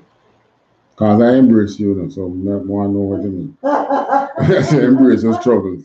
Like you, sir, that's what I want to know what I really mean. Just like you would have said, when you come into the truth, and then you realize, say for example, birthdays, you know, wishing person's birthday, buying gifts and all those things that you used to do. And then you know that now you're looked at maybe as weird or you're basically put aside. There's no communication. That's your cross. That no communication here anymore. That's They a cross. accept that that's just the struggles that you have to. Exactly. And some people know they can't survive without friends. So they're in the truth, but them still send their children to their friends' children birthday party because they don't want to lose that friendship. You're not worthy of Christ. You got to do all the things that is in the good book. Follow the laws. That's how you take up a cross.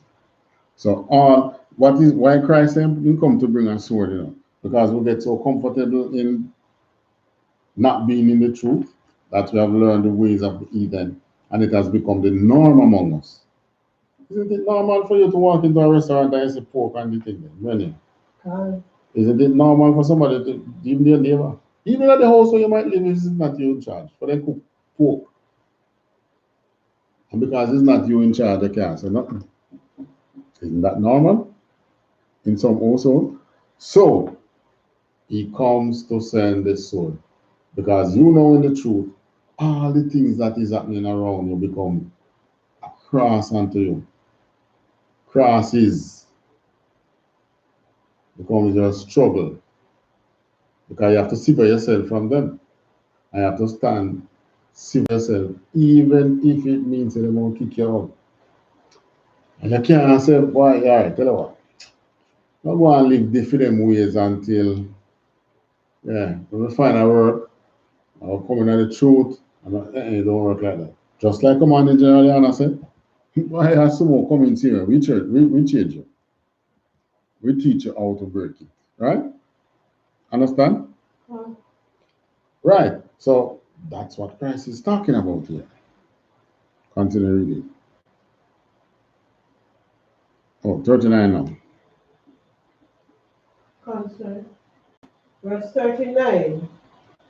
He that findeth life shall lose his life. Salakia.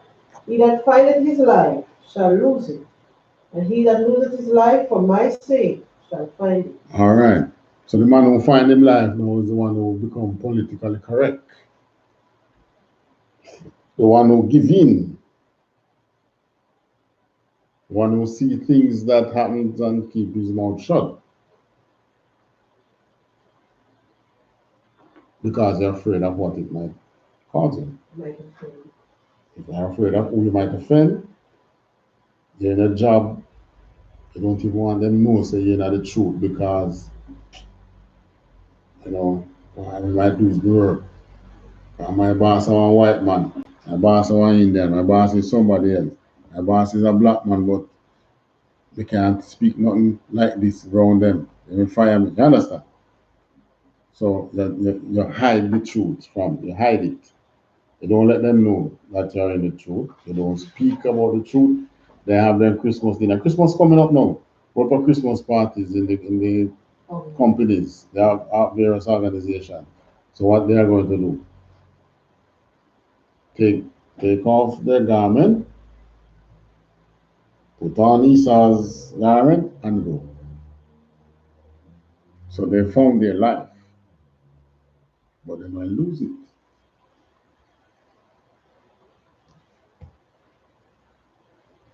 So the man who lose his life now, because what? He make them know what him stand for. And them say, boy, I will not come a Christmas party now. You don't have no job next year. But I've make the job go on. Yes. Answer, it's just like how the Most High says that if we stand for him, he will fight our battles for us. Exactly. Right? Because what I can remember is that you'll be like coming up to Christmas. It's like they're trying to gear you up. You must do this, you must do that, you must indulge in this, you must indulge in that. And it's Christmas and activities.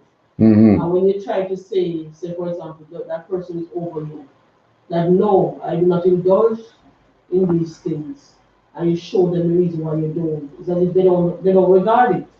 But there comes COVID, when you find that no, they are thinking and saying why because of COVID, we cannot have any big gathering, and some things might risk like getting up. Thank you. Oh yes, COVID. So no So Christmas I smile at party. it. I smile at it. No Christmas party. Thank you. I did forgot about COVID. So they won't be planning any Christmas parties. So that will take care of that. So all the brothers in the truth, our sisters, it's not the Christmas party we're going to worry about now, something else. Understand? So that's the way it is. In America, they say, it is what it is. It is what it is. Take me to Zephaniah 3 and 14. Because Israel shall be at peace. All the wars that is coming, and so there is assurance that you hold on to Christ, weather the storm, we will be at peace as a nation. There's so many other war scriptures we can bring up. I don't even touch the Apocrypha yet. But we take a look at our situation here.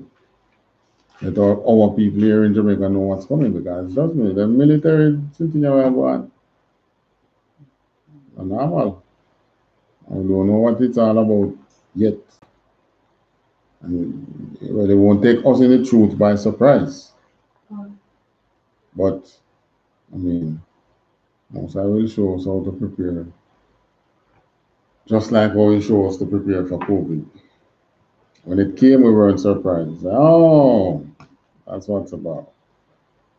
And there'll be other visits and things.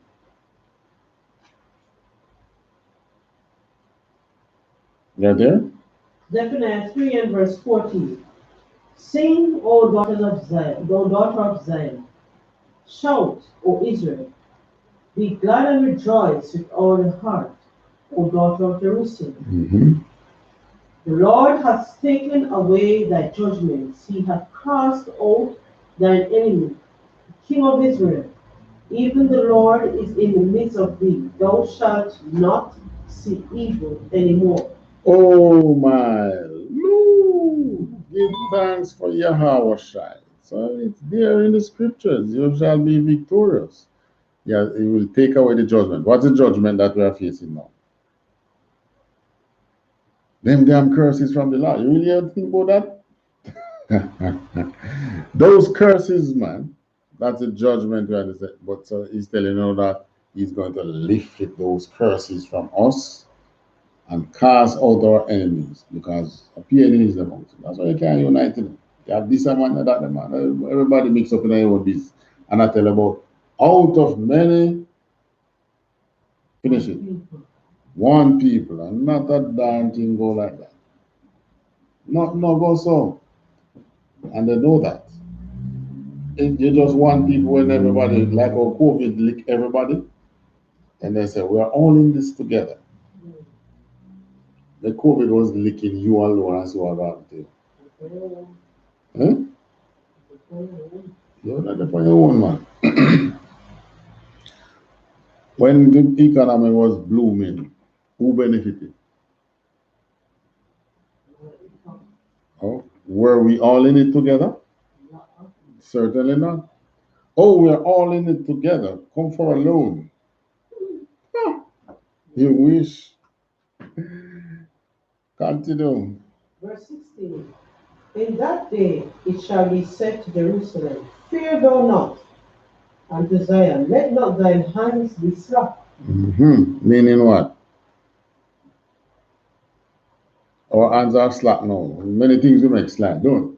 No, man. If we go take things serious, we ain't gonna slip back into this thing again. Let not your hands be slack. Then you execute judgment when you should. You run around look at somebody who want to come bribe you and tell about ease up the man, take a money. Execute judgment when you should. Let not your hands be slack. That is how you're going to keep the kingdom. The Lord, 17. Verse 17. The Lord thy God in the midst of thee is mighty. He will save, he will rejoice over thee with joy. He will rest in his love. He will joy over thee with singing. 18. I will gather them that are sorrowful for the solemn assembly, who are of thee, to whom the reproach of it was a burden. Behold, at that time I will undo all that afflict thee, and I will save her that halted, and gather her that was driven out. And I will. Who was driven out from Jerusalem? The 12 tribes. Anyway, when the Canaanites was there, it was Jerusalem. So if somebody want to get technical and say, but that's the Canaanites. No, and then it wasn't Jerusalem then. It was the land of Canaan. Jerusalem was under us, and us only. And bastards that are there, just a matter of time. And I will read over 19 again. Behold, all that time I will undo all that afflict thee. Still up here. Behold, at that time I will undo all that afflict thee, and I will save her that halted, and gather her that was driven out, and I will get them praise and fame in every land where they have been put to shame. That's all like all the earth, eh? That's all like the entire earth. 20. Verse 20. At that time will I bring you again, even in the time that I gathered you, for I will make you a name and a praise among all people of the earth, when I turn back your captivity before your eyes, saith the Lord. So, we don't have to die to go to heaven. It's right before our eyes he'll be doing it. It's just that if we are in the generation for him to do it. And trust me, he will do what? When I turn back your captivity before your eyes. So you're going to see these nations lose grip of us. And you're going to wonder. But we, the truth, will understand what is happening. Now, and everybody will wake up when they meet. And just want the 144,000 to be awake. But when the awakening starts among the others that are separate from the one, when the rest of the third, Yana said, I want to deliver 2/3. I'm with him on that. Trust me. Meaning what? Get them. Bring them in. Wake them up. Right? Can't let them know nobody take you for Can't let anybody sucker punch us though. So we still have to be mindful of that. You understand what I mean about that? Right. People come in and take it for granted. Correct. Right. So you have to be wise still. Correct. Harmless as a Wiser as serpent. harmless as a lamb. All right. So he'll turn back our captivity. And that time is coming. It would be nice to see that time is here. All right, any question? Not us. All right, so we close it there. Stand and say the Lord's Prayer. And the prayer for the power.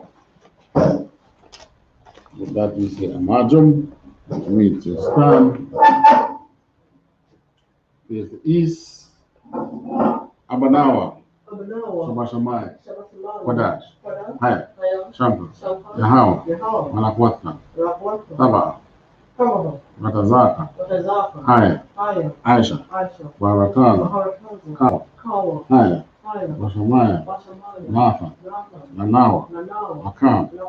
Ka. Yawam. Wasalakla now. Kawawat now. Kasalak now. Kawawat yanawa. Wala. Tabayanawa. Walasayawa. Awa. Awashainawa. Maya. Rai. Kaya. Laka. Amalakwat. Wahahana. Watapara. Ayawalamna. Amen. In English, our Father which art in heaven, hallowed be thy name. Thy kingdom come. Thy will be done in earth as it is in heaven. Give us this day our daily bread. And forgive us our debts, as we forgive our debtors. And lead us not into temptation, but deliver us from evil. For thine is the kingdom, and the power and the glory, forever. So be it. Prayer for the poor. Yahweh Basham Yahweh Baba Kasha. Natan Lana. Akak. Akak. Larapa. Kalmakal. Wakal Madawa. Akak. Lataha. Amatazaria. Akak. Lahakoya. Amathi. Akak. Ilwakawa. Atamana. Agarashan. Masham Yawashan. Amada Amen. In English, Yahweh in the name of Yahushua, please give us the power, for to heal all manner of sickness and all manner of disease, for to cleanse the leper, for to raise the dead, for against unclean spirits, to cast them out in the name of Yahushua. Thank you, so we. With that, right on fiercely, teacher one courtesy salute to the teacher, Madam Shabbat, Madam Marak. Yahaba Shim Yawashai Barakatam.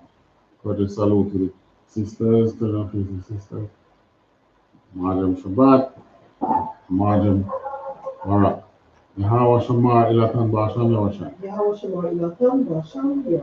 Yadamata. Class is